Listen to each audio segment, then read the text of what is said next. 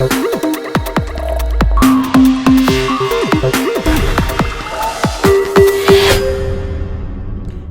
welcome to my channel. This is your girl Happy Nappy One. And yeah, if this is your first time here, welcome. I'm glad you're here. Relax, get comfortable, have a seat. If this is not your first rodeo with your girl, welcome back, and I'm glad that you're here to support me for another video. So yeah, this is gonna be probably one of my first story time videos that I've ever done before.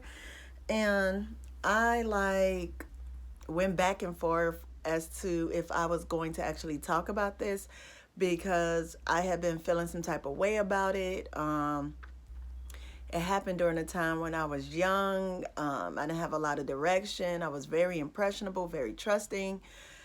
Just a vulnerable young person out here, and I trusted the wrong person. So if this just helps anyone and gives them an idea on what it looks like when someone is in a manipulative relationship and they're being abused in any type of way, don't just judge them and assume they're weak or they're not leaving because they want to be abused. It's not about that. It's a lot more that goes into it. So yeah, I don't know how long this story is going to be. I'm going to try to make it short and to the point, but here goes. Okay, so yeah, how was I? I was 16 and no. I was 15 and I was dating, and again, air quotes, dating a man that was 10 years my senior. And I didn't even know he was 10 years my senior. The way I found out, you know what? That's another story time, so I'm going to write that down and put that to the list. But yeah, so I thought this person was 19, but they ended up being 25. So I'm dating this 25-year-old person, and the police happened to pick me up one day for truancy. I was just outside playing around or whatever because I was living with him at the time. And I lived in Chicago. I lived off of 70th and Eggleston. If you know where that is, man, I lived down the street from Tammy's. I don't believe Tammy's is still open, but that was the spot. If you know, you know. And I also worked at Tammy's, y'all. That's another story time right there too. I'm gonna add that one to the list. Y'all just don't know. This dude sent me through some stuff. So let me get back on track. So yeah, police picked me up. They were like, oh, you're being truant, whatever. Oh, you don't want to go home. You're just doing everything you ain't supposed to be doing. So we gonna throw you in this home where we put all you kids who have been adopted and you just don't want to act right. So they threw me in this housing place with a lot of other, there's a lot of other young girls there. Some of them had kids, some of them did not. And we just all lived in rooms and, you know, stuff like that. So while I'm living there, and I believe this was a place that was sponsored by the state, they would it was like kind of like a like Groupon or something, and they would donate tickets and type of events for us to enjoy. And so the last event we were at was at I believe it was like a White Sox game. And I'm like, I don't like baseball, but the people forced us to go.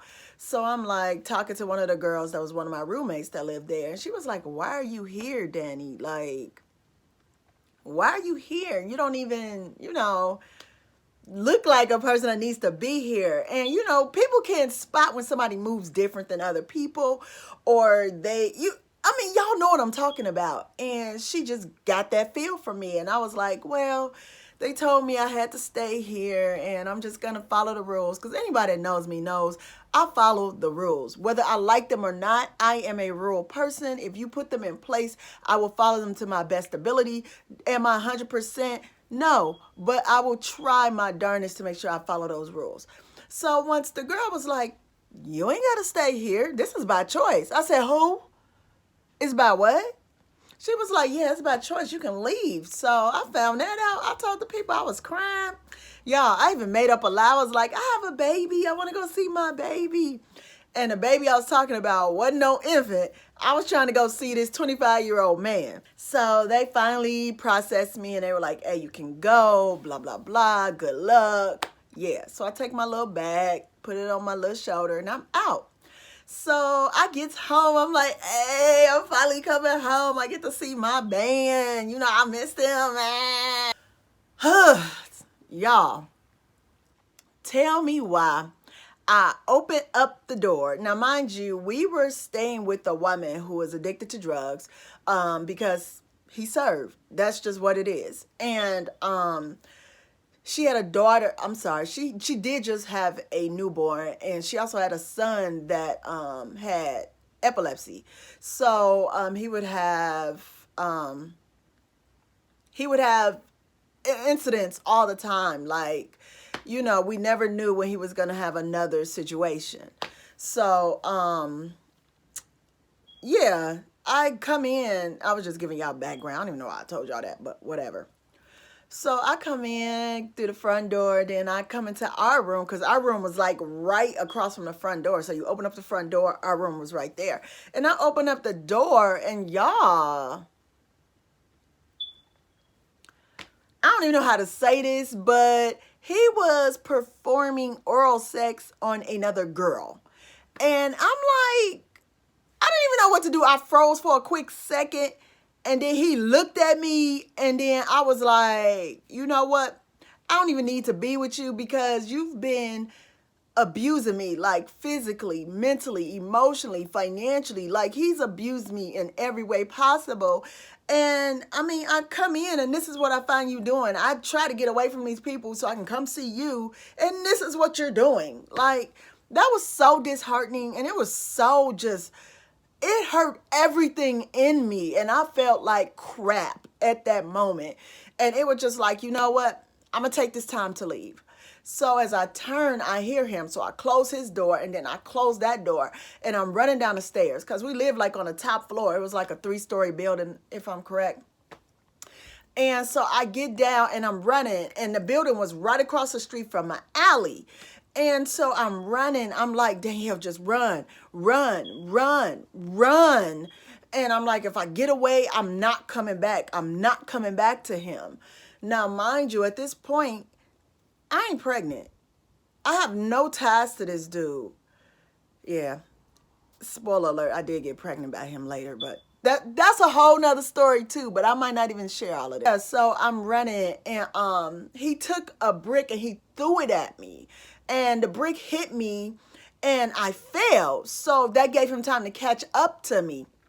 And I'm like, oh my God, if he catches me, he's probably going to beat me up. And so he catches me, and then he picks me up. He throws me into the trash can. And I'm like, I don't even know how I was feeling at that time. Like, I'm little. If anyone who's looking at this and you knew me when I was 16, if you knew me from high school, or you knew me from Bennett or Harlan or Kenwood, you know I was like a $105 wet, and I'm skinny. And he just tossed me in the trash. And it's some days I laugh at it because I'm like, oh my God, I can't believe I went through that. And then in some days I'm like, I'm crying. I'm in tears because I'm like, he really put me in the trash. Like, the trash. And I don't want to get upset about this because it's been a very long time, but I don't think I've ever really dealt with that. Like, he just threw me away like I was nothing. And people just, you don't understand all the emotions people go through who've been abused. So you don't know why they process things differently, and they're just not in a clear state of mind, and they can't make good decisions all the time because guess what? Somebody else has messed up their thinking, so they think differently. So yeah, he gets me out the trash. He drags me like he's dragging me literally by my shirt, and he makes me come back in. And I'm like, why am I letting this happen? I didn't fight. I didn't contest. I didn't do anything but just walk with him. And we get back to the room, and it's just like he's making me be in the room with the girl that he was cheating on me with. And there was a whole discussion, and I'm not even gonna go into any of that because I just at this point I'm starting to not feel good about sharing this story, and I'm gonna cut it there and I'm not gonna tell you what else happened after that. But I feel like this was pretty therapeutic for me because that lets me know I'm still feeling a type of way about how I was treated. And I do sympathize and empathize with people who have went through this, who are currently going through this, whose story is this, because you don't know where people have been. And for you to just pass judgment on them because you're sitting in your point of privilege to whereas you're so much stronger than we are, you know what? Feel good about yourself. If that's what makes you feel good about yourself, do that. But don't crap on somebody else because they didn't make the same choice that you would. We're all different. Thank y'all for watching. I know I didn't give you all the information. And right now, I don't think all the information was needed because I know I'm sharing things with you all. And that's a very personal story that, you know what? I don't think I've ever even told my children this story before. So I'm going to leave it at that. And I've also been thinking about maybe I need to write a book because my life was wild. It was crazy. It's still crazy, but not to that extent. But it's just like some days I'm like, why me? Why do I deserve to get treated like this? And why other people didn't go through this type of stuff? So I would never wish any of the things I went through on anyone.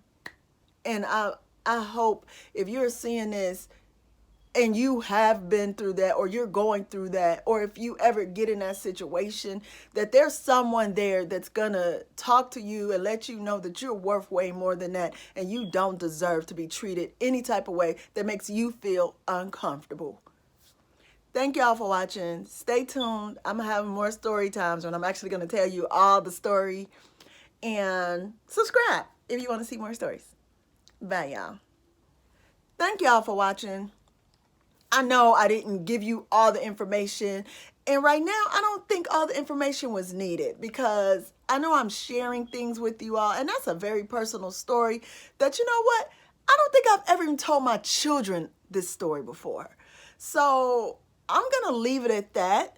And I've also been thinking about maybe I need to write a book because my life was wild. It was crazy. It's still crazy, but not to that extent.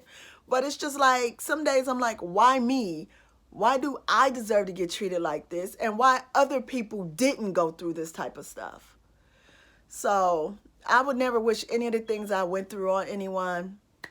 And I hope if you're seeing this and you have been through that or you're going through that, or if you ever get in that situation, that there's someone there that's gonna talk to you and let you know that you're worth way more than that and you don't deserve to be treated any type of way that makes you feel uncomfortable.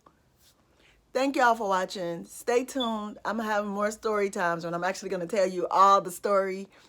And subscribe if you want to see more stories. Bye, y'all.